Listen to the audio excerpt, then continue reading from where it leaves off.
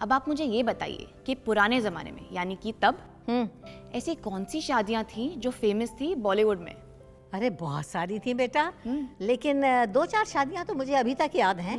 और इसकी वजह ये है कि वो शादियां मैंने अटेंड की थी। ओह वाओ, कौन सी? उनमें से एक शादी थी रणधीर कपूर और बबीता की।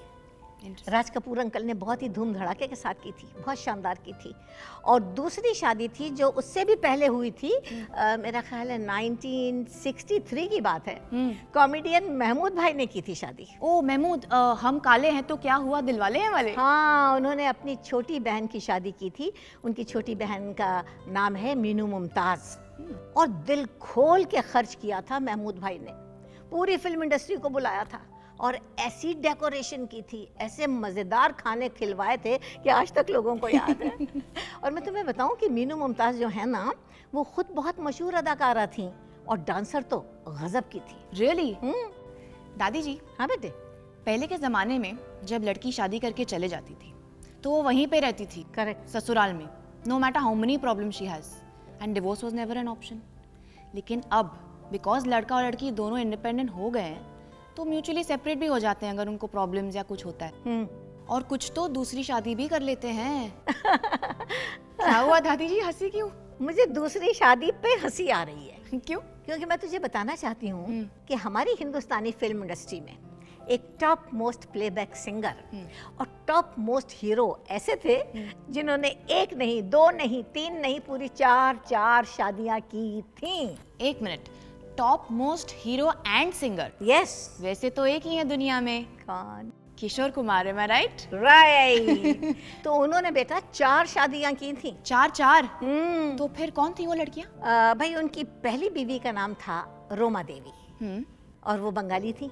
वो हीरोइन भी थी और सिंगर भी थी। अच्छा। और उनका एक बेटा भी है, बहुत मशहूर singer, Amit Kumar. Oh right. और दूसरी शादी किससे की? दूसरी शादी की थी किशोर कुमार ने हिंदुस्तानी फिल्म इंडस्ट्री की सबसे ज़्यादा हसीन और खूबसूरत हीरोइन के साथ, और वो थी मधुबाला।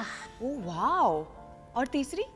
तीसरी शादी उन्होंने की थी एक हीरोइन से और उस हीरोइन का नाम है योगिता बाली। अच्छा। लेकिन दोनों में अनबन बहुत जल्दी हो गई और किशोर कुमार और योगिता बाली का डाइवोर्स हो गया। ओह।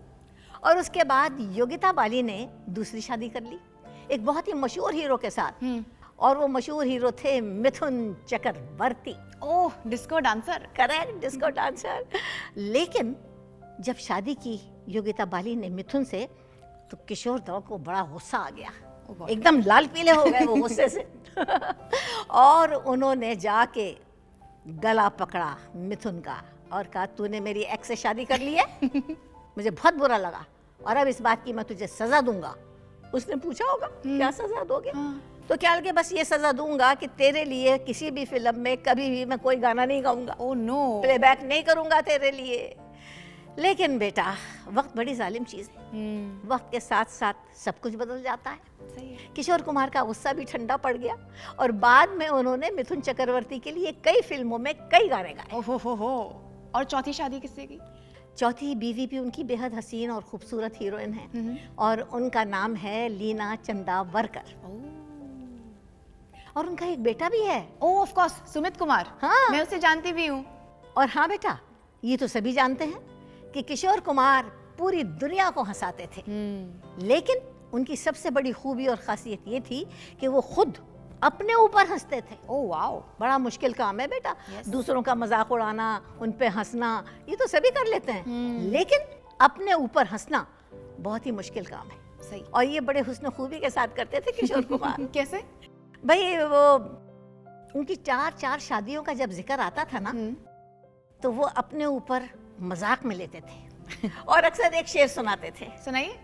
वो शेर ये था कि एक औरत एक मर्द, क्या मजे की बात है। एक औरत एक मर्द, क्या मजे की बात है। 2 औरत एक मर्द, झगड़ा सारी रात है। और 3 औरत एक मर्द, आलमे सकरात है। दादी जी, हाँ, व्हाट इज आलमे सकरात?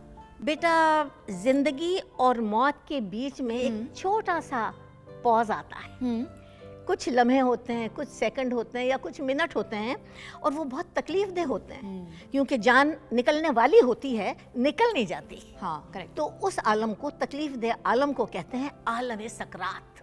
तो फिर अब शेर दोबारा सुनो। एक औरत एक मर्द, क्या मजे की बात है। दो औरत एक मर्द, झगड़ा सारी रात है। तीन औरत एक मर्द, आलम सकरात है।